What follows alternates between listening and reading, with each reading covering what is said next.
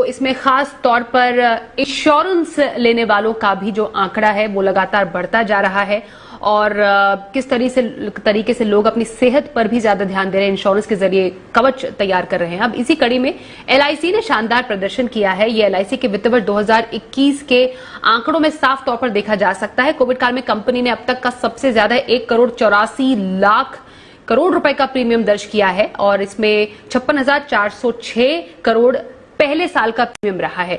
ज्यादा जानकारी के लिए हमारे साथ जुड़ रहे हैं अनुराग शाह। अनुराग, कोरोना काल में एलआईसी का शानदार प्रदर्शन, क्या कहते हैं और आंकड़े? एलआईसी की तरफ से कोरोना काल के अंदर रिकॉर्ड प्रदर्शन किया गया है और जो आंकड़े आए हैं वो अब तक के हाईएस्ट रहे हैं। कुल जो नया प्रीमियम है वो 1.84 लाख करोड़ दर्ज किया गया है, जिसमें न्यू बिजनेस प्रीमियम जो है वो 56,400 करोड़ यानी फर्स्ट ईयर का जो प्रीमियम है वो 56,400 करोड़ रहा है।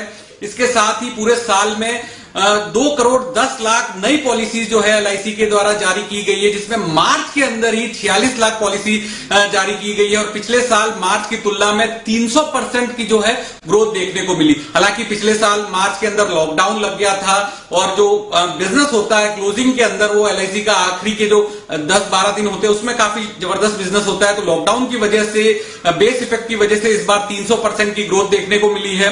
अगर हम पॉलिसीज की बात करें तो मार्च के अंदर एलआईसी का market share number of policies में 81% रहा। पूरे साल भर के अंदर जो पॉलिसीज जारी की गई उसमें 74% रहा और न्यू बिजनेस प्रीमियम यानी नया प्रीमियम जो दर्ज किया गया वहां पर एलआईसी का जो है पूरे लाइफ इंश्योरेंस इंडस्ट्री के अंदर मार्केट शेयर 66% रहा और मार्च के अंदर न्यू बिजनेस प्रीमियम जो है वो 65% रहा। क्लेम सेटलमेंट की हम बात करें तो 1,16,000 करोड़ के दावे सेटल किए गए, जिसमें money back claim, maturity claim, annuity claim जो थे वो दिए गए एलआईसी के द्वारा, जिसकी जो संख्या है वो 2,19,00,000 कुल जो दावे हैं वो इस साल के अंदर सेटल किए गए। तो ये भी एक काफी बड़ा आंकड़ा है। इसके अलावा जो डेथ क्लेम का जो आंकड़ा है वो भी 18,000 करोड़ रुपए का जो है वो डेथ क्लेम दिया गया।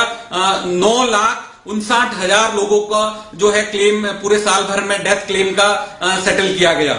इसके अलावा एक और जो आंकड़ा है जो बताने लायक है एलआईसी का कि आनंदा ऐप जो है वो एलआईसी ने इस बार शुरुआत की थी, जहां पर जो उनका एजेंट नेटवर्क है एलआईसी का उसमें काफी जबरदस्त बढ़ोतरी देखने को मिली है। 3.5 लाख नए एजेंट जो है एलआईसी के द्वारा इस साल में जोड़े गए। तो अब जो कुल एजेंट है एलआईसी के वो 13.5 लाख का आंकड़ा पार कर चुके हैं। तो जिस तरह से कोरोना के रिस्ट्रिक्शन थे तो उसमें एलआईसी की तरफ से एक इनिशिएटिव लिया गया था, आनंदा ऐप एजेंट्स के लिए लॉन्च किया गया था। वहां पर जो है डिटेल्स भरनी होती थी और ओटीपी जो है कस्टमर का जब मिल जाता था तो ऑनलाइन एप्लीकेशन जो है सबमिट हो जाती थी, तो उसको काफी अच्छा रिस्पांस मिला। इसके अलावा एक और वजह ये भी कही जा रही है जानकारों के द्वारा कि जो टर्म प्लान लॉन्च किए गए थे सितंबर 2019 में, तो 2020 आते आते ज्यादातर जो प्राइवेट इंश्योरेंस कंपनियां थी उनके द्वारा कीमतों में बढ़ोतरी कर दी गई, लेकिन जो एलआईसी के टर्म प्लान थे उनमें एलआईसी के द्वारा कोई बढ़ोतरी नहीं की गई। टेक टर्म प्लान जो काफी किफायती कीमत पे एलआईसी की तरफ से ऑनलाइन प्लेटफॉर्म पे ऑफर किया जा रहा था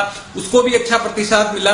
तो इन सब तमाम वजह से जो एलआईसी ने रिकॉर्ड प्रीमियम दर्ज किया है।